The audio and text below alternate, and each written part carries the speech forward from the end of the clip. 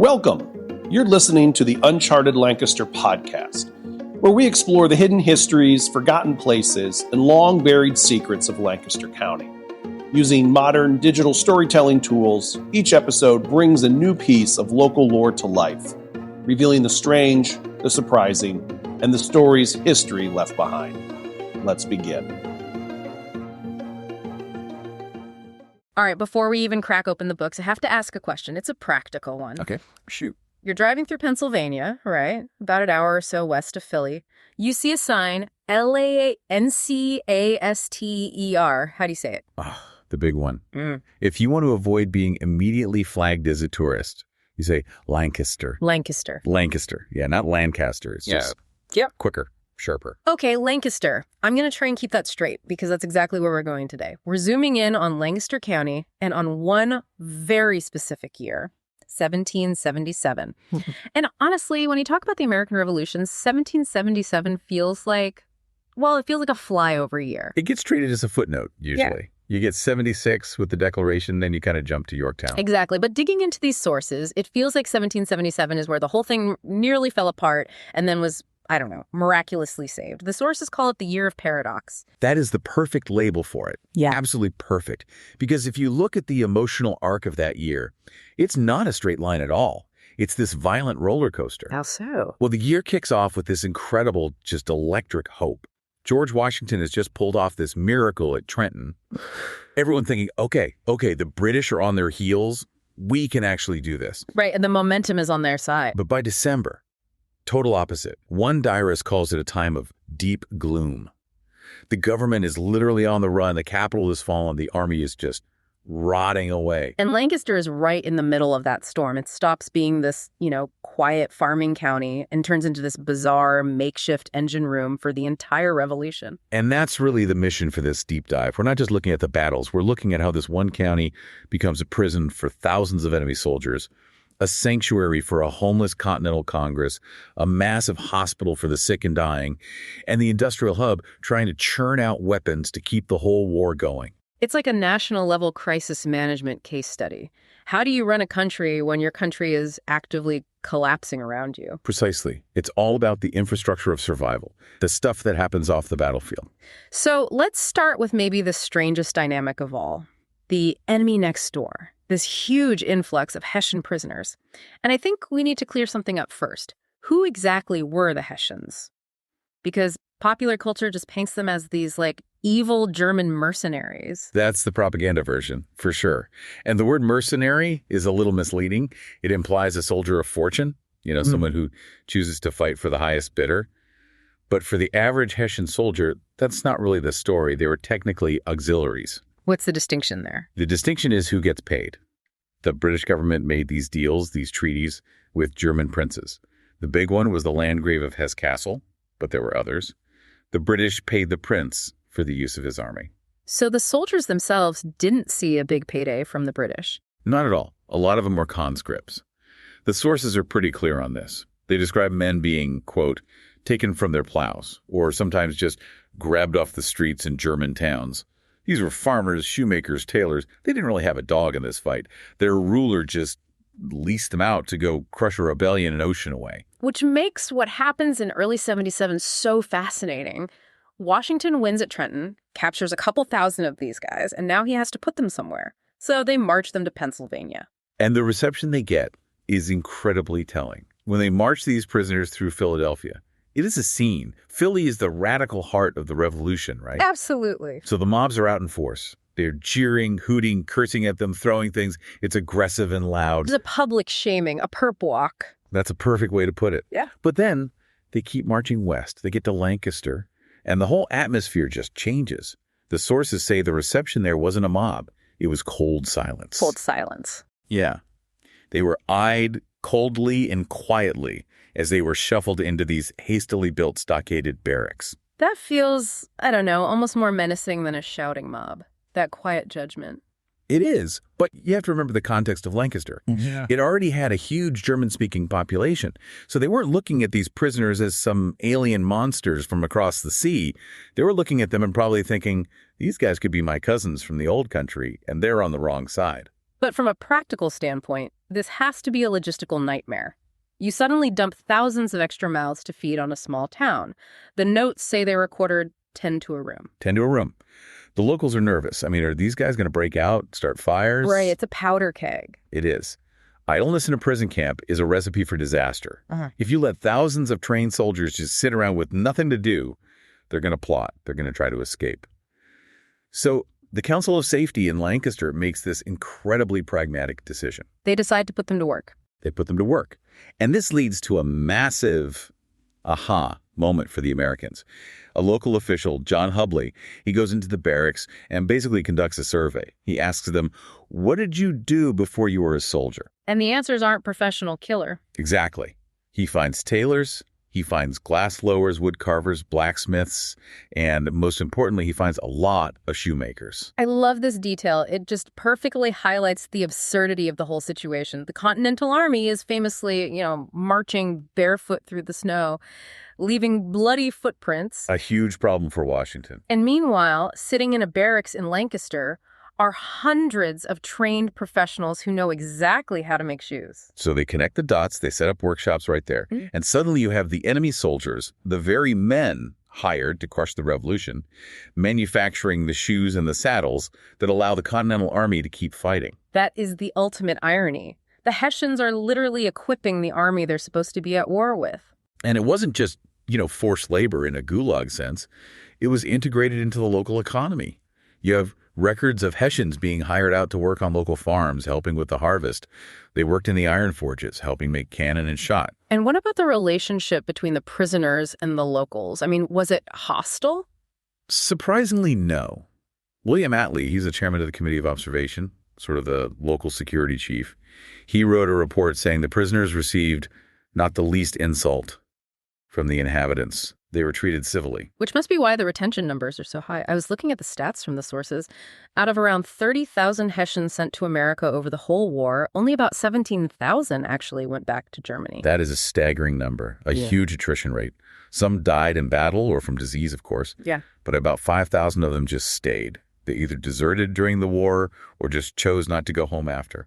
Why? I mean, was life in Germany really that bad? For many of them, yes. It was rigid, feudal in a way. You had very little social mobility.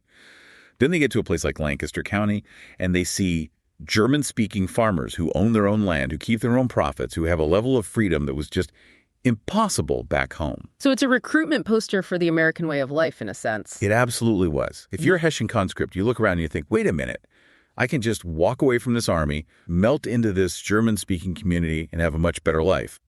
For thousands of them, it was a no-brainer. So while Lancaster is absorbing this enemy population and turning them into an asset, the war itself is shifting gears.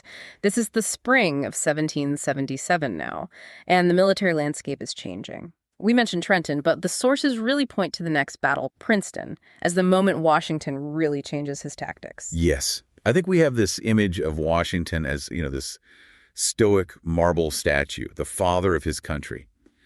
But in early 1777, he's not a statue. He's a gambler. He's a trickster. He is just scrapping for survival. The campfire ruse. It's just a classic move. So Washington's army is pinned down near Trenton by Lord Cornwallis. Cornwallis has a much larger, better equipped force. He's confident. He thinks he has the old fox trapped against the Delaware River. Right. So he decides to wait until morning to launch the final attack and wipe them out. Which, in hindsight, is always the classic villain mistake. Never wait until morning. Never, ever wait. Washington knows his army will be annihilated if he stays, but he can't retreat in daylight. He'd be slaughtered. So in the middle of the night, he orders his men to build up the campfires. Really big. He wants them roaring. To make it look like they're still there. Exactly. He leaves a skeleton crew of about 500 men behind to make a lot of noise, bang on things, dig trenches, keep the fires visible to the British pickets. And while that's happening, the main army is just slipping away. In total silence. And here's the little detail that makes it all possible. The weather. A sudden cold snap had frozen the ground solid. If it had been muddy, the wagons and cannons would have dogged down, but the freeze let them move quickly. And they even wrapped the wheels of the gun carriages with heavy rags, they called it muffling them, to deaden the sound of the iron on the frozen earth. That's straight out of a heist movie. Like, silence protocols engaged. It totally is. By the time Cornwallis wakes up, sees the fires are dying down, and realizes what's happened, Washington is miles away, already behind British lines, and marching to attack their rear guard at Princeton. But Princeton wasn't an easy win, was it? The notes describe this moment of real panic where the American line is actually breaking. It almost fell apart.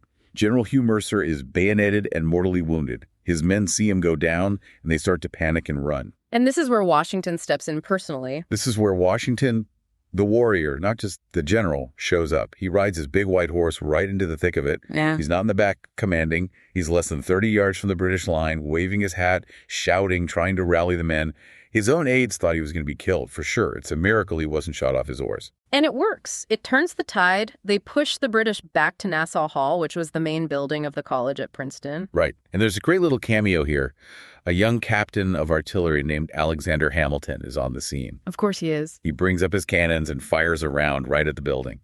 The legend is that a cannonball went through a window and decapitated a portrait of King George II hanging in the chapel. You can't write that stuff. It's just perfect symbolic destruction. But I want to pivot from the big names like Washington and Hamilton to a local Lancaster figure who really rises to prominence during this period, General Edward Hand. Edward Hand is a crucial character for understanding the full scope of the war. We tend to focus everything on the East Coast, Boston, Philly, New York, but there was this whole other war happening out on the frontier. And Hand started out as a doctor, didn't he? He did. He was an Irish immigrant, a respected physician in Lancaster, but he clearly had a talent for military leadership. Washington promotes him to brigadier general in 1777 and gives him a really tough assignment: command of Fort Pitt, modern-day Pittsburgh. Why him specifically? Because the frontier was a total mess. You had Native American tribes, many of whom were allied with the British. You had loyalists, Tories stirring up trouble. You had terrified settlers. Washington couldn't send a parade grand general out there. He needed someone who understood the rougher, more irregular style of frontier warfare. Hand was a Lancaster local, but he ends up becoming the guardian of the Revolution's back door. Now, speaking of locals, there's a real tension in the sources when it comes to the militia. We have this patriotic image of the Minuteman, right? Every farmer just grabs his musket the second freedom calls. Right. But the reality in 1777 was a lot more complicated. It was very complicated. By 1777, that initial rush of patriotic fervor from 75 and 76 had worn off. The war was dragging on. A system they had called the flying camp, this idea of a mobile reserve militia, had pretty much collapsed. So Pennsylvania had to institute a draft. A draft. A compulsory enrollment for all able-bodied white men between 18 and 53. And I'm guessing people dodged it. Evasion was rampant. The law had loopholes. You could pay a hefty fine to get out of service, or you could hire a substitute to go in your place. Across Pennsylvania, tens of thousands of men found ways to avoid serving. They had farms to run, families to feed.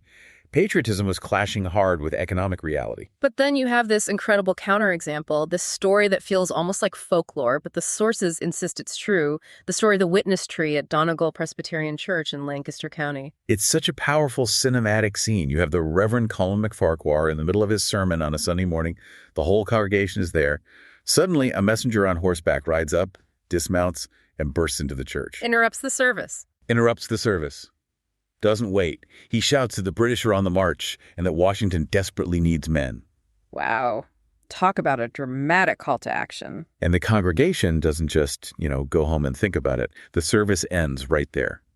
They all pour out of the church and gather under this massive white oak tree in the churchyard. The witness tree. The witness tree. The men join hands. They form a circle around the trunk of this ancient tree, and right there they pledge themselves to the cause. And then they literally rushed home to grab their guns and supplies. It's just so interesting. You have the widespread draft dodging on one hand, and then this spontaneous, almost spiritual mass mobilization on the other. It really shows how divided the experience of the war was. It does. And they were mobilizing because the war was coming right to their doorstep. Which brings us to the real turning point of late 1777, the Battle of Brandywine and the subsequent fall of Philadelphia. This is where that year of paradox really hits its lowest point. Washington decides he has to make a stand at Brandywine Creek to stop the British from taking Philadelphia. It's a defensive move, but reading the breakdown, it seems like a complete disaster of intelligence gathering. It is a textbook fog of war scenario. Today a general has satellite imagery, drones, real-time communications. Washington had guys on horseback carrying handwritten notes. And at Brandywine, that system just catastrophically failed him. He's getting conflicting reports. Wildly conflicting reports. On one hand, you have an idle guy, Colonel James Ross. His father was a signer of the Declaration. He's a reliable source.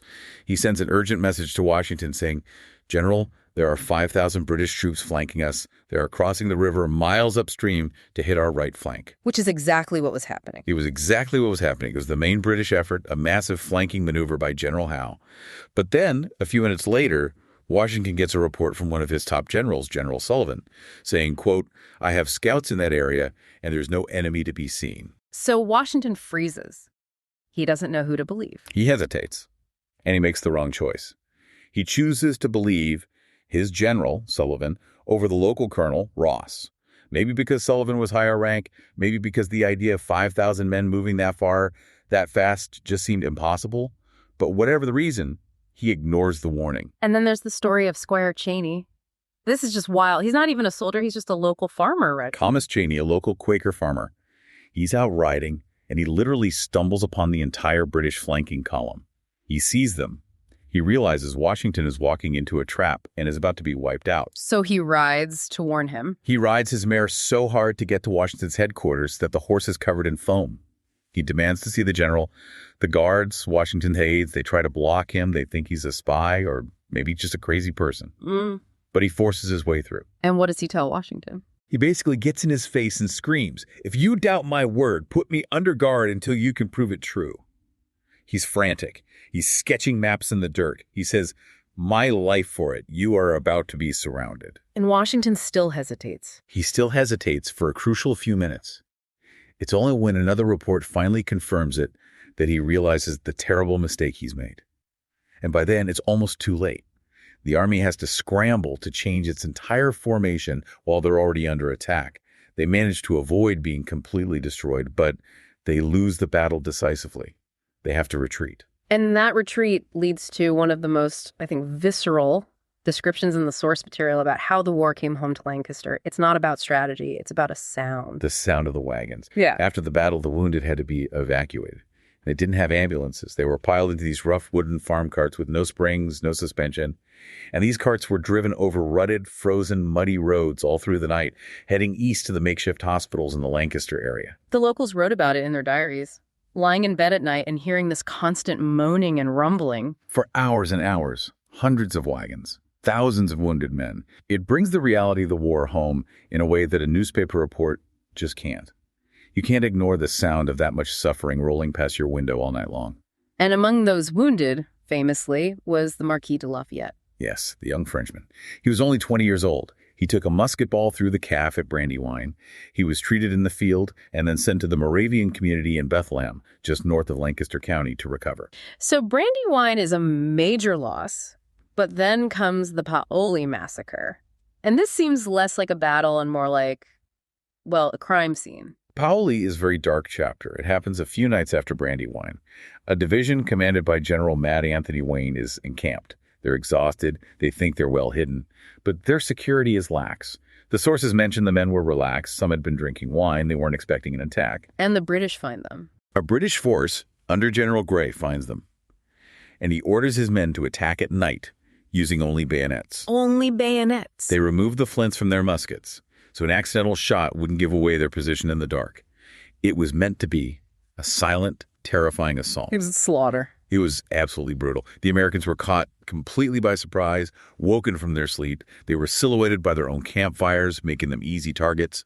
The British and Hessian troops were ordered to give no quarter, and according to many accounts, they bayoneted soldiers who were trying to surrender. And the sources say this event really changed Washington's attitude towards the Hessians. It did. I mean, up until this point, there was a kind of professional, albeit grudging, respect. But the reports of the brutality of Paoli stabbing men who were wounded or had their hands up it enraged Washington. He saw it as a flagrant violation of the so-called rules of war. It cemented a deep bitterness that lasted for the rest of the conflict. So, with the army battered and in retreat, Philadelphia is now defenseless. The British are marching in. And the Continental Congress, the entire government of the United States, realizes we have to get out of town now. This is the government in exile phase. And you have to picture the sheer panic in Philadelphia. We have this revered image of the Founding Fathers as these calm, deliberative men in wigs. But in September 1777, they are refugees. They are scrambling to pack up the entire National Archive. I love the detail about what they did with the Liberty Bell. It's incredible. They were terrified the British would capture it and melt it down for cannons. Bells are made of bronze. Bronze is perfect for artillery. So they haul the Liberty Bell onto a wagon, cover it with straw, and sneak it out of the city. They take it all the way to Allentown and hide it by burying it under the floorboards of a church. That is just a stunningly desperate move. Quick, hide the national icon under the floor. It just shows you how close to the brink they were. They thought they were going to lose everything. They send 700 wagons filled with official records fleeing to Easton. But the delegates themselves, the members of Congress, they head west to Lancaster. They arrive on September 25, 1777, and it's not just the delegates. No, it's a full-blown refugee crisis. You have the 28 delegates, plus their families, their servants, their baggage trains, and they descend on a town that is already overflowing. Remember, Lancaster is already housing 2,000 Hessian prisoners and is dealing with hundreds of wounded soldiers from Brandywine. Now the entire federal government shows up looking for a room. The inns were packed, the White Swan, the Grape Tavern, no vacancies. The sources say people were sleeping on the floors of taverns, camping out on the town commons. John Adams wrote these grumpy letters back home complaining about the terrible accommodations. He was definitely not a happy camper. And this all leads to Lancaster's big claim to fame, the one-day capital of the United States. September 27th, 1777. For one day, Congress meets in the Lancaster courthouse. They hold a single session. What did they actually get done in that one day? Not much. They were mostly just trying to get their bearings. They read a letter from General Gates up in New York about the fighting against Burgoyne. They passed a few resolutions about supplies and paying the militia. And then they basically looked at a map, looked at each other, and said, you know what? We are still too close. Too close to the British. Too close. They felt exposed. They wanted a major natural barrier between them and the British Army. So they made the decision to cross the wide Susquehanna River and move even further west to the small town of York. So they pack up their bags again and leave. But, and this is a really key point in the notes, while the politicians left for York, the actual function of government really stayed behind in Lancaster. Exactly. They left the logistical and administrative hub right where it was. And this brings us back to that local official, John Hupley. We mentioned him earlier with the Hessian prisoners. But now his role just explodes. He becomes a kind of one-man government. He basically does. He's already the prothonotary, the clerk of the courts, the recorder of deeds. Now he's also the commissary of supplies. With Congress hiding out in York, Hubley is the guy in Lancaster who's actually making things happen, trying to keep the army from falling apart. And he's dealing with the supply chain that has just completely collapsed. It's honestly heartbreaking to read Washington's letters from this period. He isn't asking for more cannons or grand strategy. He is begging for shoes. He's begging for blankets. He writes one letter where he says, the soap has run out. Basic hygiene is gone. The army is dissolving from disease and exposure. And this desperation forces Washington to do something that really went against his entire philosophy, the impressment orders. Washington was a Virginia planter. He deeply believed in the sanctity of private property. But he gets so desperate that he authorizes his officers to seize supplies from civilians. If a farmer has extra blankets, you take them. If they have shoes, you take them.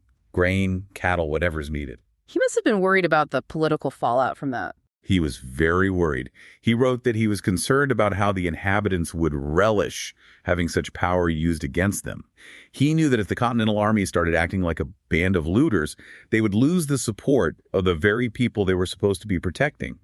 It's a very fine line to walk between saving your army and becoming a tyrant. And the civilians weren't always these purely patriotic figures either. Not at all. A perfect example is the Lancaster gunsmiths. These guys were famous, making the legendary Pennsylvania long rifles. But in the middle of this crisis, they went on strike. They refused to work. Money. The state government owed them a lot of back pay for previous work. And the paper money they were being paid in, the continental currency, was becoming worthless because of inflation. So they told the government, we are not making one more musket until you pay your debts in hard currency. It's a stark reminder that patriotism often hits a wall when you can't feed your own family. The records say they were charging shocking prices. Profiteering was a massive problem. It wasn't all holding hands around the witness tree. It was a gritty, ugly economic struggle for survival. So we've got political crisis, supply crisis, and then maybe most tragically of all, a massive medical crisis. The hospital network of 1777. And hospital is a very generous word here. We are talking about churches, barns, and community meeting houses that were suddenly converted into wards for the sick and dying. The scale of sickness in late 1777 is just hard to comprehend. It wasn't just battlefield wounds. It was disease, camp fever, Typhus, and dysentery. These diseases thrive in crowded, unsanitary conditions. So when the army was on the move or when the wounded were evacuated to Lancaster, they brought the typhus-carrying lice with them. The story of the Ephrata Cloister really stands out here. This was a very unusual religious community, wasn't it? Extremely unusual. The Ephrata Cloister was home to a community of German pietist mystics. They lived a life of severe austerity, almost like medieval monks and nuns. They wore simple white robes, they walked barefoot, they slept on wooden blocks instead of pillows to, mortify the flesh. They were pacifists who wanted nothing more than to be separate from the secular world. And then the world came crashing through their front door. In the form of hundreds of battered, bleeding, dying soldiers.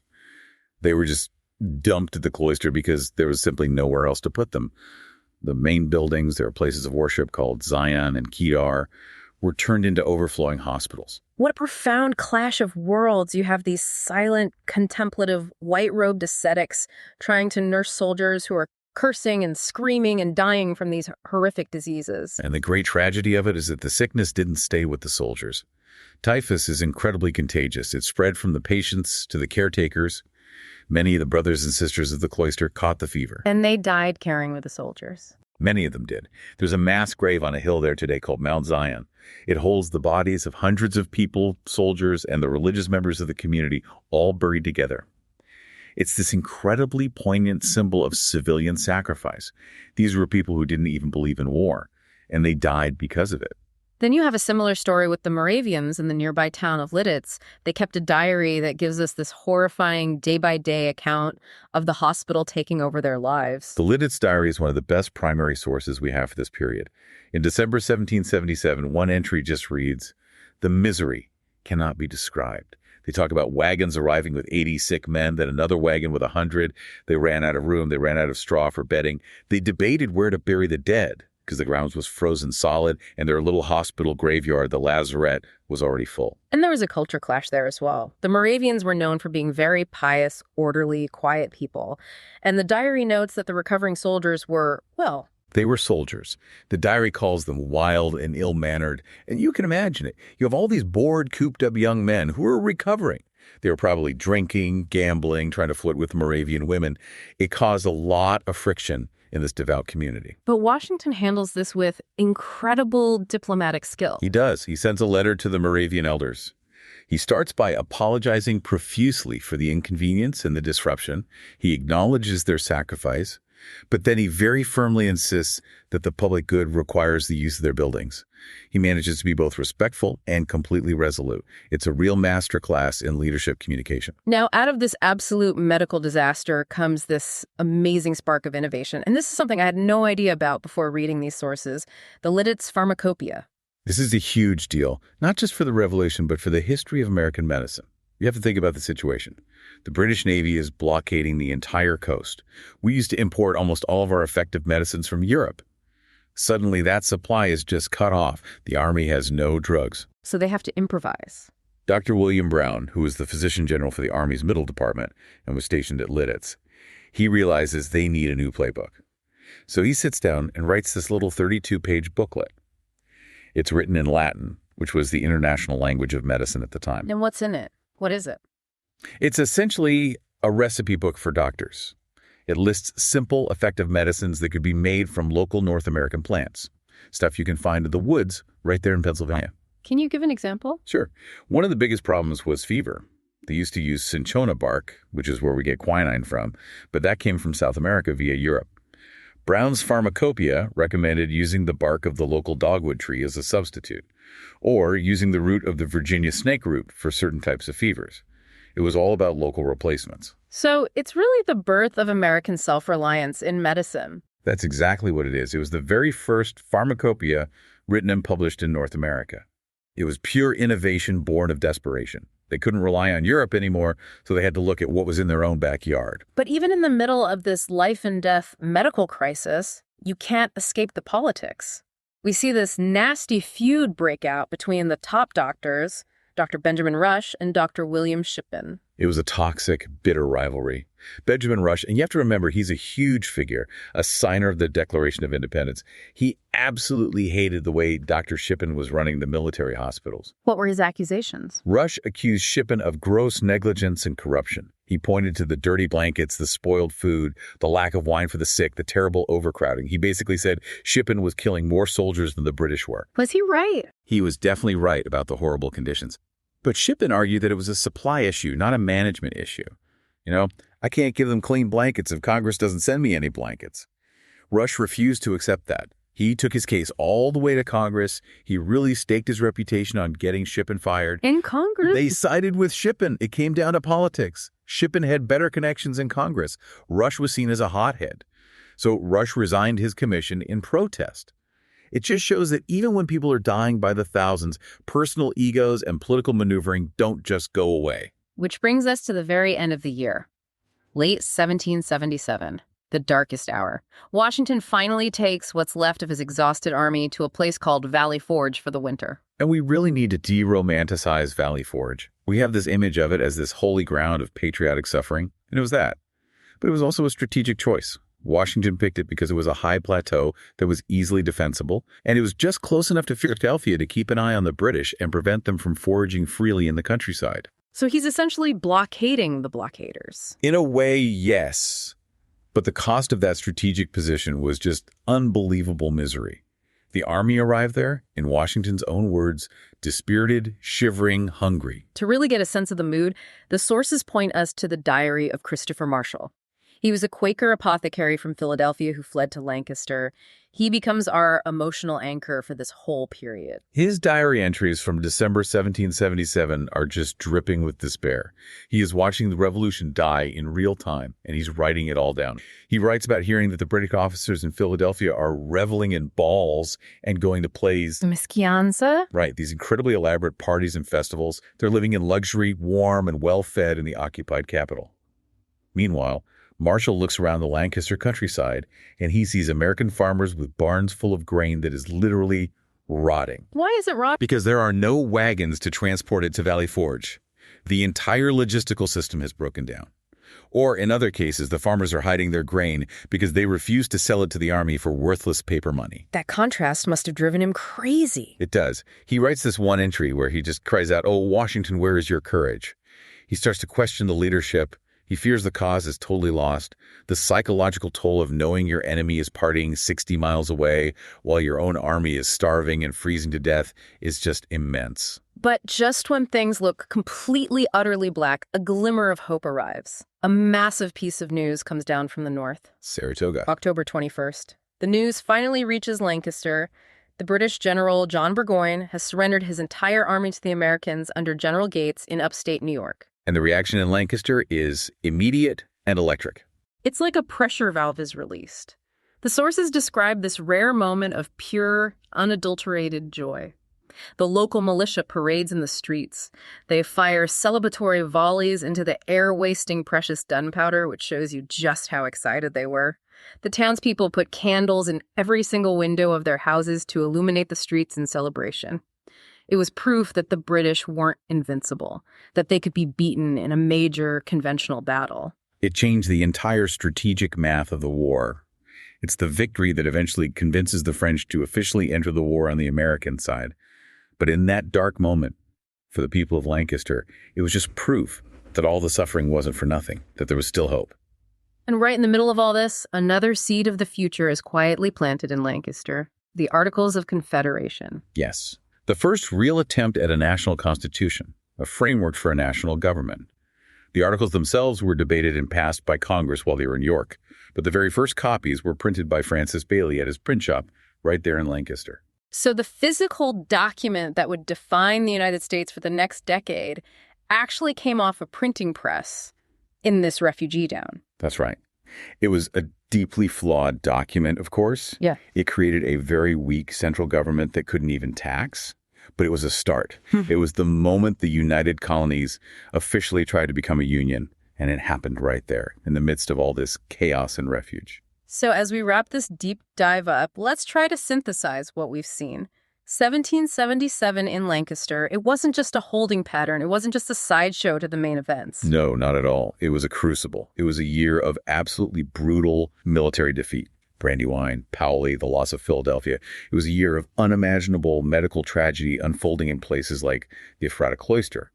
But at the exact same time, it was the year that the machinery of a future nation began to be built under that extreme pressure. The first American pharmacopoeia, the first printing of the Articles of Confederation, the creation of these desperate, improvised supply lines. And it really highlights the critical role of the civilian population. We always talk about the soldiers, but this story is really about the gunsmiths who went on strike, the Moravians who nursed the sick, the congregation that gathered around the witness tree, and even the Hessian prisoners who ended up making shoes for their enemies. The revolution wasn't just fought on the battlefield, it was sustained in the barns and the churches and the workshops. It absolutely was. Which I think leaves us with a final provocative thought.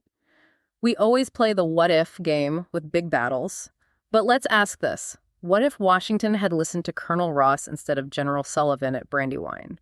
Or maybe more importantly, what if the leaders of Lancaster had refused to house the government and the prisoners? What if John Hubley hadn't been there to organize the supplies?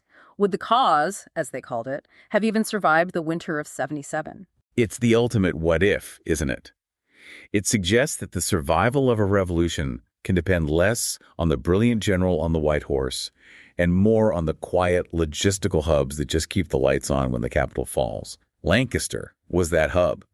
Without it, the army starves, the government dissolves, and the history books we read today would probably look very, very different. A revolution in refuge, indeed. It certainly makes you look at that highway exit sign for Lancaster a little differently, doesn't it? It certainly does. Thanks for listening to this week's episode of the Uncharted Lancaster podcast. If you enjoyed the episode, be sure to subscribe and leave a rating or review wherever you listen. It really helps more people discover the show. For more fascinating local history, visit unchartedlancaster.com. And if you'd like to go deeper, check out one of Adam Zern's books at unchartedlancaster.com/books. Until next time, keep exploring.